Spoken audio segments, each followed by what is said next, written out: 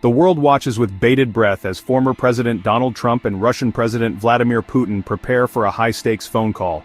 The central issue? Negotiating a ceasefire in the ongoing conflict in Ukraine. This unexpected turn of events has ignited a firestorm of speculation and debate. At the heart of these discussions lies a series of critical questions. Will a deal be struck? What concessions will be made? And what does this mean for the future of global stability?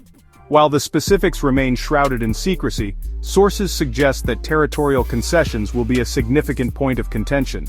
Russia, having seized control of a substantial portion of Ukrainian territory, appears unwilling to relinquish its grip easily. The fate of key regions like Crimea and Odessa hangs in the balance. These strategically important areas hold immense economic and geopolitical value. Their future will undoubtedly shape the trajectory of the negotiations.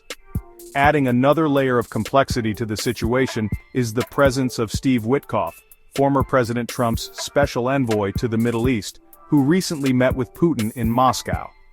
The purpose of this meeting, according to sources, was to lay the groundwork for the upcoming phone call. Witkoff's involvement has raised eyebrows and fueled speculation about the potential contours of a deal.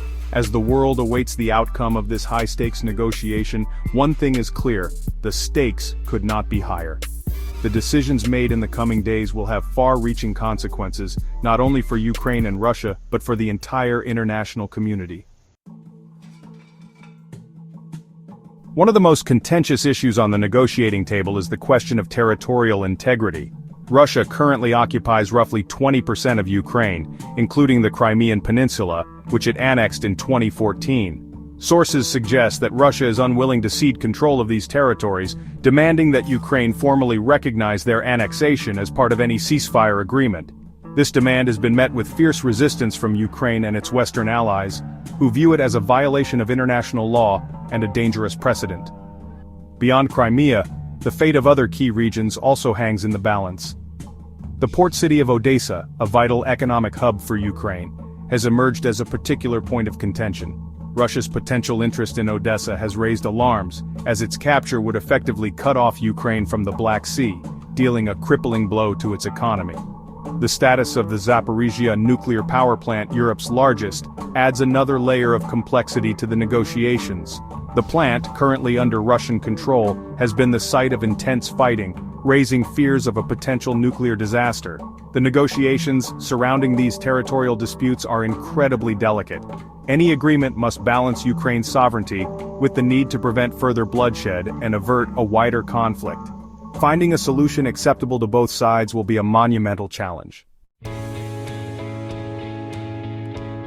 While the negotiations are being spearheaded by former President Trump and President Putin, the international community is watching closely and playing a supporting role. European allies, particularly France and Britain, have expressed a willingness to contribute to a peacekeeping force in Ukraine as part of a ceasefire agreement. However, the effectiveness of such a force without direct U.S. involvement remains unclear, and Putin's acceptance of such a proposal is far from certain. The U.S. itself has taken a somewhat ambiguous stance. While National Security Advisor Michael Waltz has emphasized the need to end the conflict and prevent a wider war, he has stopped short of explicitly condemning Russia's actions as the aggressor in the conflict. Waltz has also raised doubts about the feasibility of Ukraine reclaiming all lost territory, suggesting a willingness to accept a negotiated settlement that could involve territorial concessions. Adding to the complexity, the U.S. has announced its withdrawal from the multinational group investigating those responsible for the invasion, including Putin himself. This move has drawn criticism from some quarters, who argue that it signals a retreat from holding Russia accountable for its actions. The decision reflects a shifting geopolitical landscape and the delicate balance of power at play. The ongoing negotiations have drawn comparisons to the Yalta Conference of 1945, where the Allied leaders met to determine the post-war order of Europe. Just as Roosevelt, Churchill, and Stalin carved up the map of Europe in the aftermath of World War II, so too are Trump and Putin attempting to redraw the geopolitical boundaries of Eastern Europe.